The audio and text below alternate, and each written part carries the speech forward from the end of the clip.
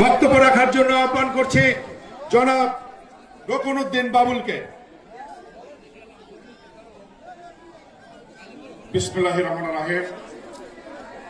আসন্ন ত্রয়োদশ জাতীয় সংসদ নির্বাচন উপলক্ষে আজকের এই বিশাল জনসভায় মঞ্চে উপস্থিত আছেন রংপুর বিভাগের যিনি গৌরব, আমাদের দলের সম্মানিত মহাসচিব মির্জা ফখরুল ইসলাম আলমগীর। আমাদের মাঝে আরো উপস্থিত আছেন রংপুর বিভাগের কৃতি সন্তান অধ্যক্ষ আসাদুল হাবিব দুলু ভাই সহ রংপুর বিভাগের ৩৩টি সংসদীয় আসনের সম্মানিত সংসদ সদস্য পদপ্রার্থীগণ, আমার সামনে উপস্থিত সম্মানিত রংপুরবাসী, আসসালামু আলাইকুম। হিন্দু ভাইদের প্রতি আদাব। সম্মানিত উপস্থিতি,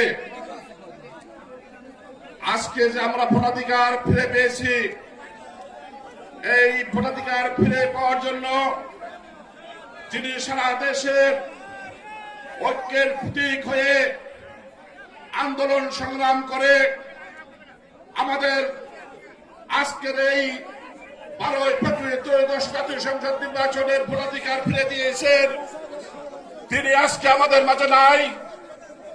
আমাদের মা দেশনেত্রী বেগম খালেদা জিয়া, সাবেক তিনবারের প্রধানমন্ত্রী, আজকে তার রুহের মাগফিরাত কামনা করছি আমি এখানে, এবং তার জন্য আমরা প্রাণ ভরে দোয়া করি উনি যেন বেহেশত নসিব পান।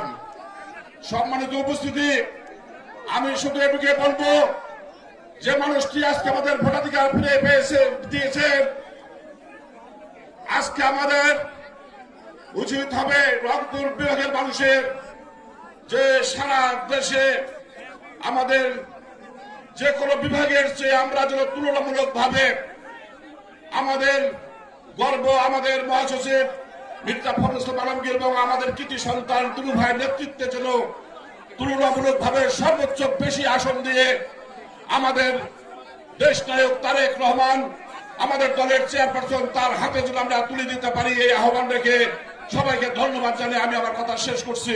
খোদা হাফেজ। বাংলাদেশ জিন্দাবাদ। শহীদ অমর হোক, মরহুম খালেদা জিয়া অমর হোক, তারেক রহমান জিন্দাবাদ। সবাইকে ধন্যবাদ।